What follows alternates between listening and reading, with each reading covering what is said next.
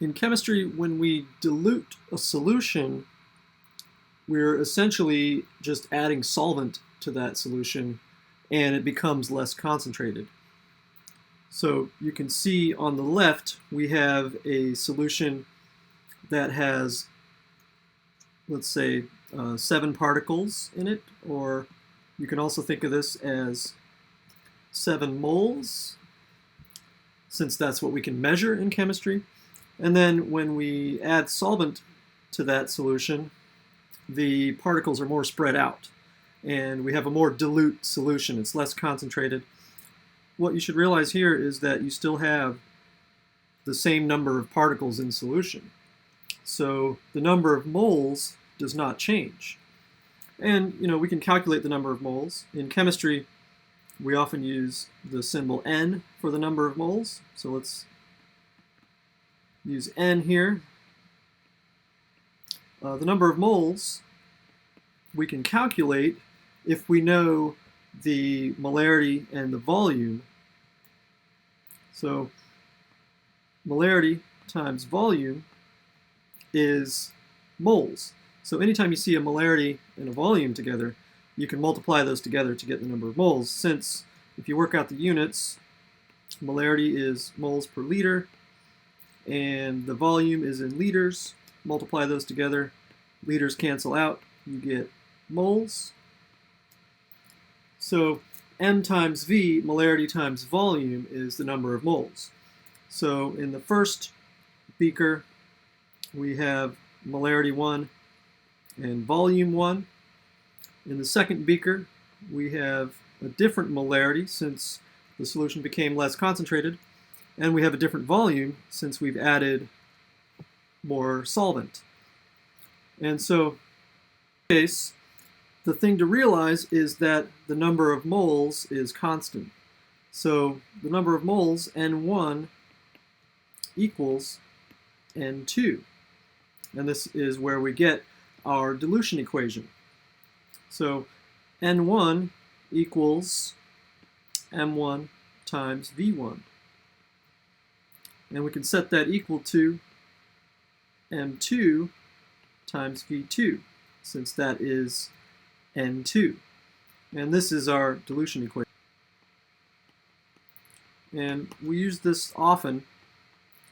You can always recognize a dilution problem by the fact that it's only talking about one substance. So the substance doesn't change.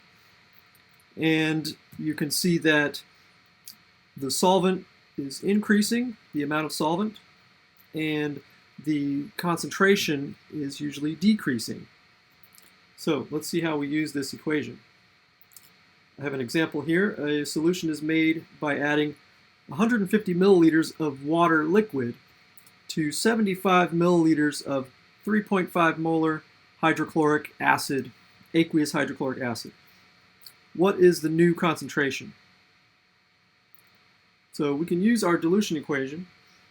It may be handy to list your variables and then pick those out of the word problem. So M1, the original equation, or the original solution, is the hydrochloric acid. So the original concentration is 3.5 molar. And the original volume is 75 milliliters. So that's the HCl before any water was added. And you can always recognize M1 and V1, or sometimes it's M2, V2.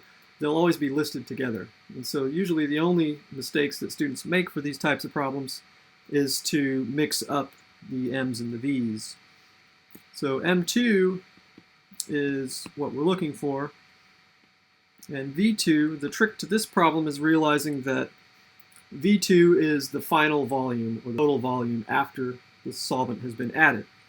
So V2 is 75 milliliters plus 150 milliliters. So that's 225 milliliters total solvent after dilution. And so we can set this up, right? M1 V1 equals M2 V2. And let's plug in our numbers. So M1 is 3.5 molar. V1, 75 milliliters. And then M2 is what we're solving for, and V2 is 225 milliliters. So let's solve for M2.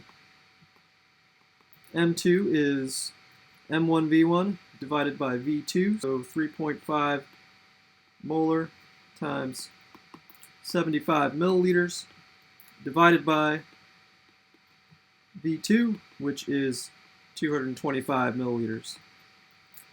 So in the end, our new concentration is 1.17 molar for that HCl solution.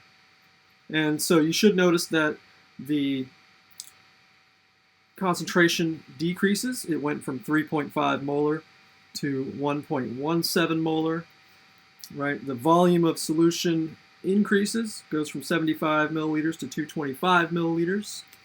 And one of the nice things about dilution equations is you don't have to convert to liters, right? Since the volumes will cancel out, those milliliters cancel out, you'd have the same ratio whether you used liters or milliliters.